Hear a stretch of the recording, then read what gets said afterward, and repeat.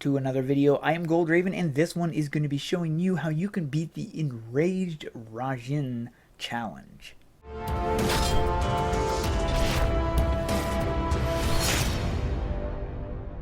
I'm not actually sure how to say Ryujin, if that's the correct term or not. I never did research it prior to this video. Now, before I get started with this video, I would just like to say a big thanks to everybody that has subscribed to me, as I really appreciate the support that you guys are giving me.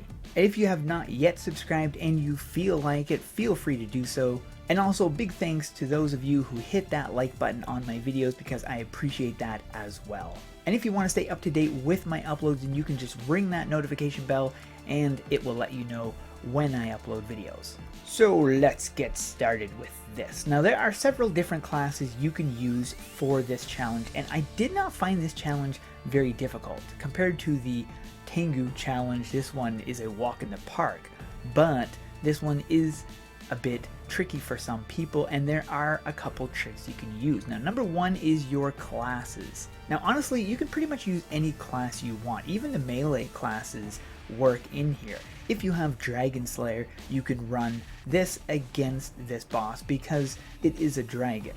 Most people use range classes, and the reason why is, of course, it makes it easier to evade some of the attacks, which makes sense. But the three I would recommend would be Dragon Slayer, Necromancer, and Guardian. And the reason why I say Guardian is because it can keep you healed. Even when you get hit by the lightning storm, you can still survive if you have the right amount of HP.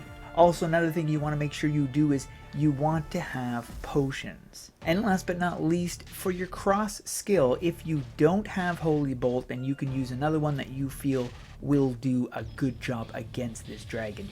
Otherwise, I would recommend Holy Bolt. And this is because it will heal you or somebody else who needs healing. So of course, when you are fighting the boss, your primary focus is keeping your HP up and avoiding his attacks. Now, this is fairly easy to do, as you are going to be seeing the beams or the circles, which are pretty easy to avoid. However, sometimes they are not, especially if he hits you with a slow down ability. You're going to find moving a whole lot slower, and this makes it a little bit trickier. There is one attack you want to keep a close eye for, and it's the one you don't want to avoid. You're going to see a thin little beam shooting out down the middle, and this is the red beam you actually want to get hit by. And the reason why is because he does an AoE attack of lightning, which is gonna hit you. But if you go into this ice beam and get affected by this ice beam, you have a good chance of avoiding the lightning strike. So this is why, if you can get hit by that ice, try to do that, because this is gonna actually save your life. Or at least it's gonna save you taking a lot of damage. If one of your teammates dies at the end of the dungeon, don't try to kill the chest as fast as possible. Wait for that teammate to get respawned and back in the game before you take out the chest, because otherwise he misses the loot.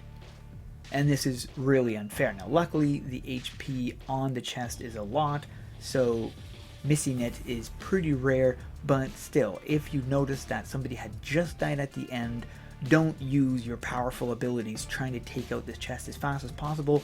Wait for the person to respawn first. The loot that you get from this dungeon is pretty good stuff, and if you couple this with the items that you get in the Tengu dungeon, then you will be having some really good stuff. Now, if you did not see my video on the Tengu dungeon guide, then I'll put a link in the top right corner. You can go and check that out.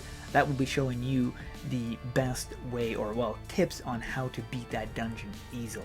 So I hope this small guide helps you guys in this dungeon, and I'd like to thank anybody that gave me advice when making this video, and I'd also like to thank you guys for watching.